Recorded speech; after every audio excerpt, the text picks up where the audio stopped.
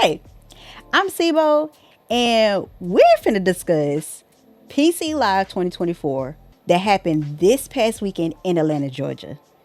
Thank you so much for tuning in. Let's go. What I want to share with you all is just a behind the scenes look of my experience with PC Live 2024, held by the amazing Terrica Lynn Smith, and just give you my perspective as a first time inner circle member, a first time participant of Property Challenge Live, and just go from there. All right, so let's talk about day one of PC Live. When I tell y'all, first of all, getting down there, so I'm in Middle Tennessee, so the drive I drove down there. It was about technically 4 hours, but I drive with a lid for y'all. Don't tell nobody that. It took me 3.5 hours to get there. I left late Thursday night, and I got there literally at 1 a.m. Friday morning. So I missed the registration for Thursday night, but Friday morning I woke up at 6 a.m. made sure I was ready to go so I could be down there by 7 a.m. It was already folks down there at 7 a.m. And when I tell you, everybody was so excited to be there. Everybody's with it. Like, it was just, you could feel the energy. Everybody was just so excited to be there. I got to chop it up with my accountability group that's inside the inner circle. For those of y'all that don't know, the inner circle is it's really a mastermind, if you will, that's learning about how to become a real estate investor. You have your active investors, you have your passive investors, and the community is priceless. One thing I can tell you about being a part of the inner circle is I don't regret not one bit about it. I should have tapped in a lot sooner than I did, but the people that I am walking with and that I'm connected to in this season, they're here for a reason, and I'm in their lives for a reason. But just walking with Terrica, walking with Derek, walking with the ambassadors of the inner circle, and really just being ingrained and walking the 116 miles with everybody that's a part of the inner circle. Like, when I say you have to take what they're giving you, you have to learn the system and apply the knowledge. If you're not applying that knowledge, what did you pay the money for? And that's just being so for real. We pay too much money to not be able to go out and get these bricks. Like, like, oh my gosh. Anyway, seeing everybody that you've been seeing for like 2-3 times a week on a Zoom call or inside the Telegram, and really just putting names to faces and really start just talking with them and learning more about what their journey is like as real estate investors, whether they're starting or whether they're seasoned, and just really being able to hug on people and really just love on people.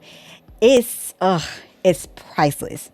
So we started off with Terrica coming out swinging, and I just love Terrica because she always says, she said, "I'm spicy, baby," because she's from Louisiana. And I love that she's after God's heart. I love that she's still, she's a good little ratchet to her, don't get it twisted. But I just love and appreciate that she's like, I'm doing what I can to get people to freedom through these bricks. And it's wow. So we had Terrica, we had Bobby Richard, or I think it's Bobby Richard, I think. And that's Terrica's personal pastor, and the fact that he actually stopped what he was doing and actually came to support, that's something new for me. I don't typically see that a lot. So when I do see it, it's something that I really do appreciate, and I really love the fact that they honor her like that, and that she honors her covering like that. So he had an amazing word. That man knows some word, and it's biblically sound. So I ain't have no complaints about it. Okay. It was just really good to see how her spiritual leader was able to fill that void in her life. And that's something that really touched me, and I really loved and appreciated that. One of the things that she taught about on day one, she was like, "What is your issue?" And she took the story of the woman with the issue of blood, and in the Bible, how she made a decision where she was like, either I'm going to do something that goes against the grain, right? Where I'm going to touch the hem of Jesus Christ, or I'm going to stay in this situation and still be in pain, still be stuck, still do the same old, and nothing is going to change in my life. And so she really honed that in for me, like how you just have to make a decision. And so a lot of us that were there at PC Live, a lot of us who decided to become a member of the inner circle, it was just about making a decision. And it was Mark 5:21 through 34, I believe is the scripture reference. You just have to make the decision that it has to work or it has to work. And so for me, like, it just really solidified the fact that I'm in the right place at the right time, that despite everything that's going on right now in my life, or despite any roadblocks that I'm currently experiencing or anything like that, my decision, I still have to make the decision to stay in my decision. And so I just absolutely loved it. While people were teaching, I have declarations that sometimes I do as write-offs. So I put in my mind, like, repetitively over and over and over, like, this has to work, or this has to work. Like, what was one of the ones that I did? Let me see if I can find one. One of the declarations that I put in there was, I am debt free, right? Because almost everybody has some type of debt, right? And whether it's debt that because we either went to school, or debt was because we were financially irresponsible or anything like that, I decided I'm making the decision that I'm going to be debt free, and that I'm going to do whatever it is that I need to do to ensure that I pay off all of my debt, so I can have that freedom, so I can invest in these bricks, right? Because there is financial freedom in these bricks, and that's what I'm trying to get at the end of the day. Okay. So that was one of them. And then I think another one I did was, I will acquire 4 doors every month. And sometimes something, or not sometimes, but something that you will hear a lot when it comes to like real estate investing is, I'm going to get these doors. And doors are essentially essentially like units, if you will. So one thing that Terrica really teaches, like in the inner circle specifically, is like, how many doors will it take to replace you? I had to really do the math. Like, you add up all your expenses, you add up, everything. Like, what is that monetary amount or goal of what it would take to replace you if you wasn't here, right? And so it's like, in order for me to replace my 9 to 5, in order for me to have that freedom to do whatever it is and not being tied to like a job or anything like that, how many doors will you have to have in order to have that freedom, right? And so I think my number is like 8 or something like that. But I'm like, dog, I want like 10, 12 doors. You know what I'm saying? Y'all, I wish I could show y'all all my different notes too. Because I have like 24 pages of notes. That's how jam-packed this entire weekend was. Additionally, we had David Shands there. So David Shands, and I'm not sure if some of y'all know who David Shands is, but he's usually going viral on social media for like really putting these entrepreneurs in the hot seat. And he was like, so tell me about your business. And they sit there telling him about the business. He's like, oh, for real? That's what you're doing as a business owner? And you make this much money, but you're not a millionaire? If y'all don't know who David Shands is, I absolutely highly suggest that you check out his content on YouTube, and he's also known for the morning meetups. So once again, really high level guy. Like, he's high energy, you know what I'm saying? And he's like, he's so entertaining as just a presence, and also just in the internet space. So definitely check that man out. We also had Damon Dillard there. Side note, I didn't realize how short this man was, but it was funny because he was like, yeah, I'm short. And I dare somebody say something to me about it. One thing that I took from Damon, like for the entire weekend, and even like not even just from the weekend, like anytime he come up on the screen and with like the inner circle, or even with the property challenges that's held virtually, once or twice a year, his thing is high energy, high income. And every time he said high energy, we all had to say high income. You know what I'm saying? And so, like, that man brought the energy. He bought the income. You know what I'm saying? He bought it the entire weekend. High level the entire time. So, of course, in between speakers and everything, he's pouring into us, and he's also reiterating while also adding into what he just learned from the previous speakers and adding in his nuggets of wisdom within, in between each speaker, right? So, both of them tag teaming or whatever. Derek came out. He's teaching us about multifamily, and how multifamily is literally like the sweet spot between, like, looking at the real estate ladder and seeing how at the very top, land is at the top, right?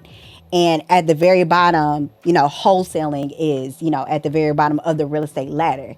And so multifamily is literally the sweet spot. So you have, like, smaller multifamily, and then you have your larger multifamily. And so, it doesn't take much just for you to get started in multifamily, despite what people say.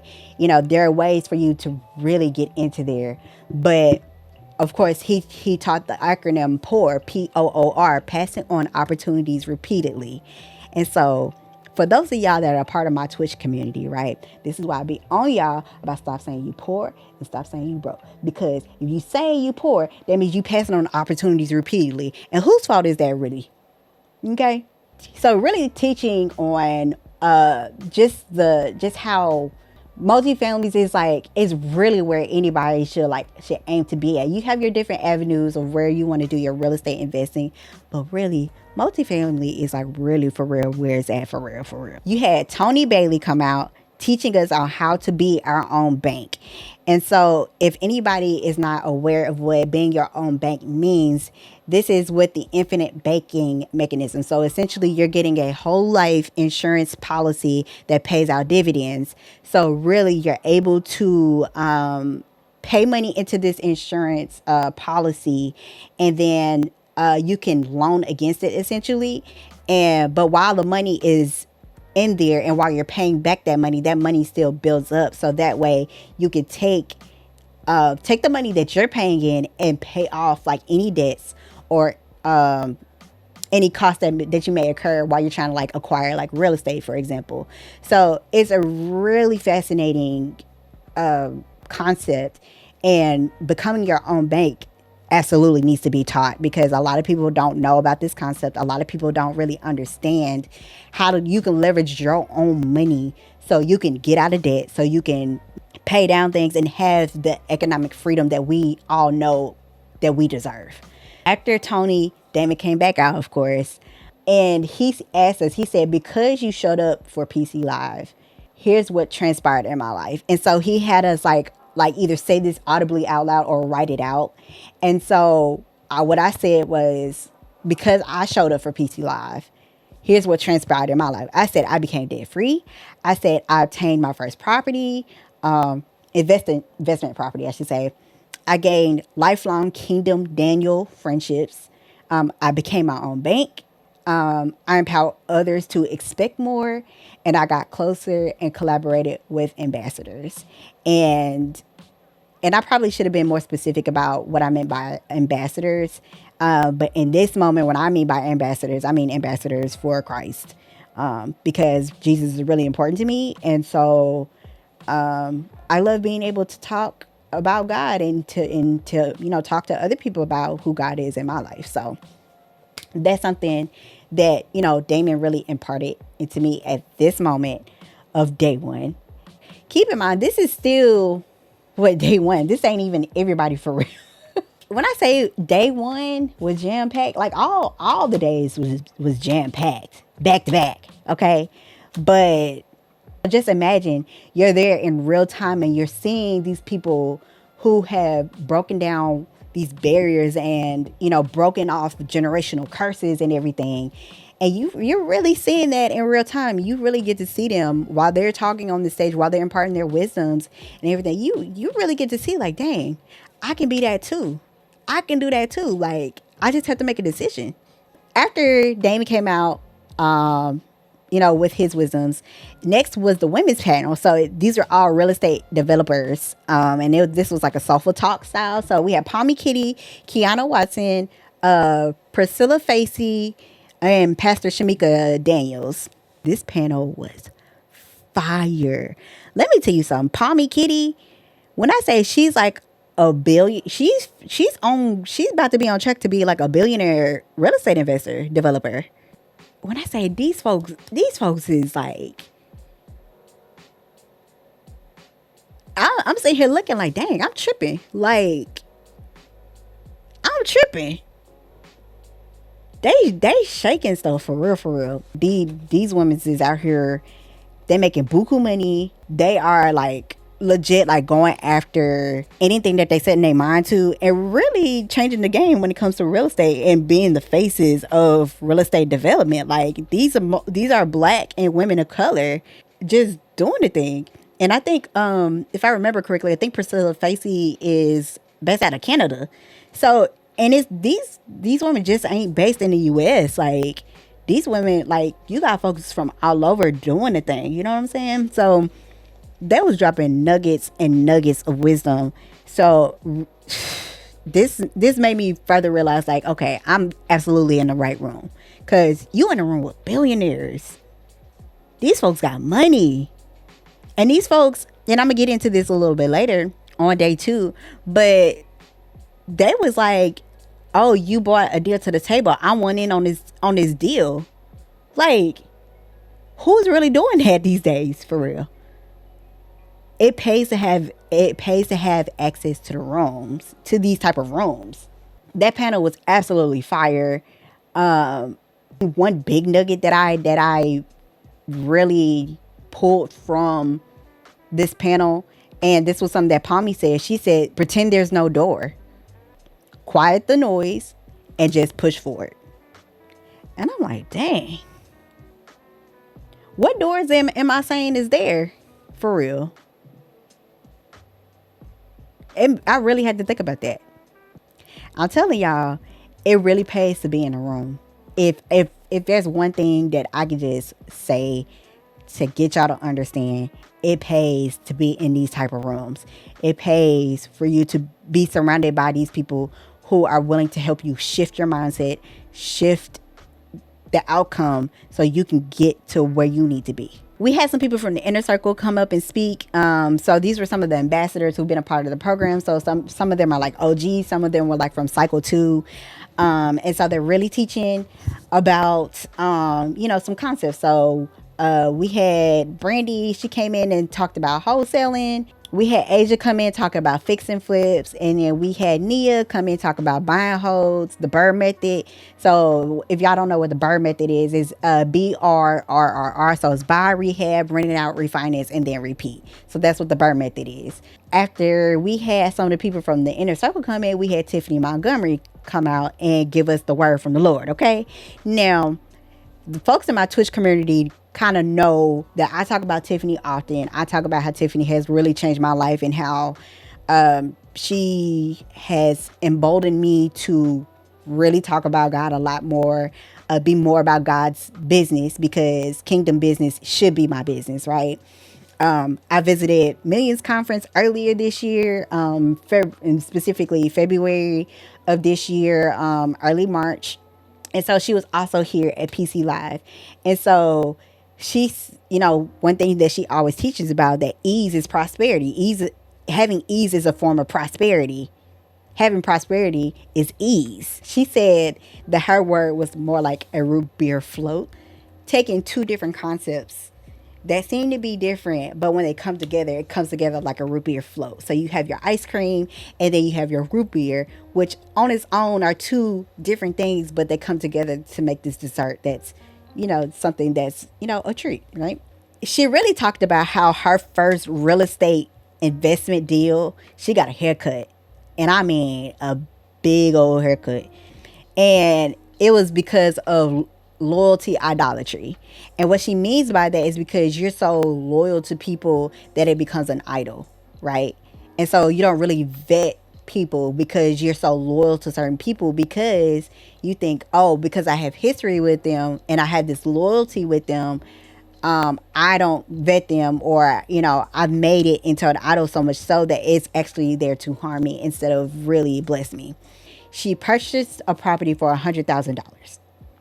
By March 12th, the seller purchased the deal for $28,000. And the agent was a dual agent, but that was not disclosed. Crazy.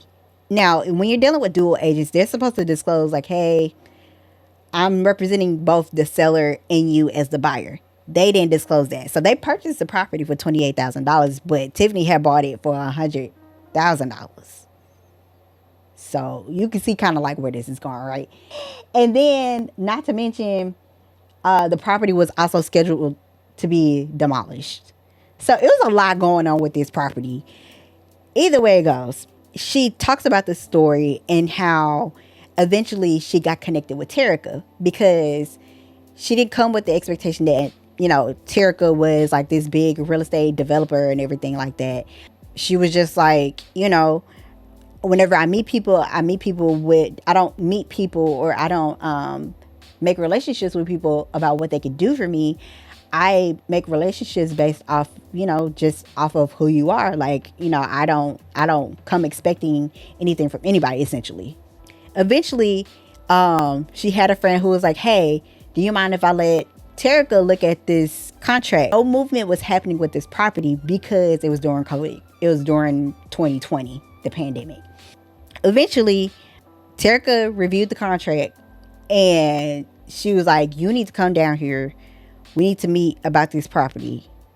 And basically, Terrica outlined how the agents and the lawyers, they all lied to her. And so eventually it got to the point where they reviewed it, and the person or the lawyer who reviewed it, they was like, this is a RICO case, so you can get your money back and millions if you want it. And Tiffany from the hood, she said she from she from Rochester, New York. So she said, look, I don't really like the police like that, so I ain't trying to put nobody in jail. I just want my money back. So really funny. But all that to say, one thing that Tiffany said, she said, I don't take no L's in my life. She said, this the lowest y'all ever gonna see me. And you know what I'm saying? And I'm like, Tiffany is so good at it, and I love that. And this goes back to the loyalty idolatry thing. She said, you're more loyal to a person more than you are to God, right? And so this is why you have to seek God about people and discuss things with God first and discern who they are.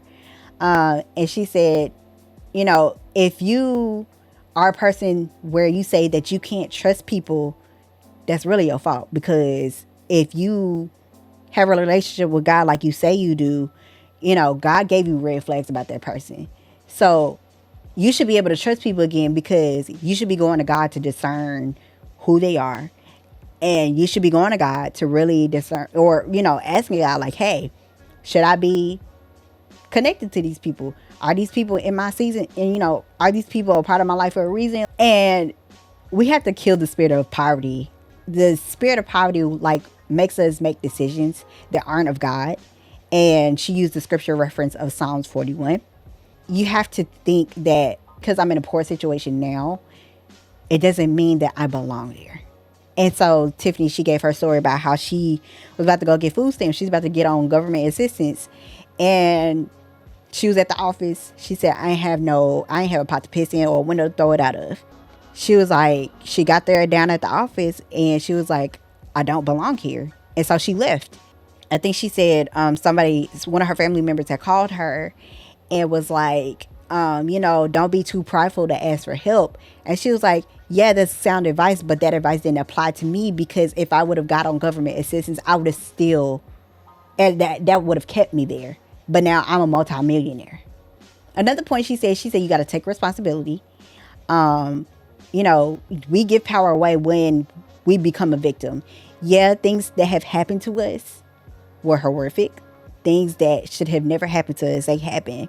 But we start to give power away when we remain being a victim. We had to take responsibility at some point, and some of that stuff was our fault. Not everything, you know what I'm saying? Not everything, you know what I'm saying? But some of that stuff that happened, the stuff that we took that L in, some of that was our fault. Going back to the red flag. Another point she said, she was like, don't carry it. She said, don't carry those L's. Don't take the things that you do and make that your identity. So for example, right, I stream on Twitch, and if you will, I'm a content creator to some extent, right? I can't make that my identity, right? I should have my identity rooted in who it is that I am. So what I say when it comes to like my identity, right? I would say I'm a child of God. I'm a daughter of God, right? That's who I would say as far as like my identity is concerned, and not, oh yeah, I'm a Twitch streamer, oh yeah, I'm a business owner, oh, I'm a real estate investor, I'm this, I'm that. Because once you like make mistakes in those avenues, or like you lose money in those avenues, that start to hurt. And you start to be like, dang, like you start to get real hard on yourself, and you start to down, like really question, like, dang, am I really supposed to be in this avenue? I don't want to do this no more, this type of stuff. But that was so rooted in your identity. You get what I'm saying? So what I have is not who I am. So and that was a really big point that I took away from Tiffany's thing. Last 2 points was complaining. We have to stop complaining. And she used the story of the children of Israel in the wilderness for 40 years, right? Because what is it? The Hebrew definition of wilderness is mouth. And this is actually found in the concordance. And so they couldn't go into the promised land because they would have been polluting it with what came out of their mouth. So again, y'all, there's one thing that you're going to get from this video, right? You got to watch what y'all saying. You have to start realizing that there is power in your words, and you have to start realizing that like things come to pass with the stuff that comes out your mouth. There's so much like that happens in our lives, and we wonder like, dang, why is all this happening? Is it because of something that you said? You would think you would think that we would be able to like really apply that to our lives, but it is so easy to fall short. But it's so important that you just realize what you say, come out of agreement with it, and just repent for it, and just start speaking the good things, the promises of God over your life, once you realize you've been speaking an opposite of that. And then you have to get the water out of your boat, and that was the last point.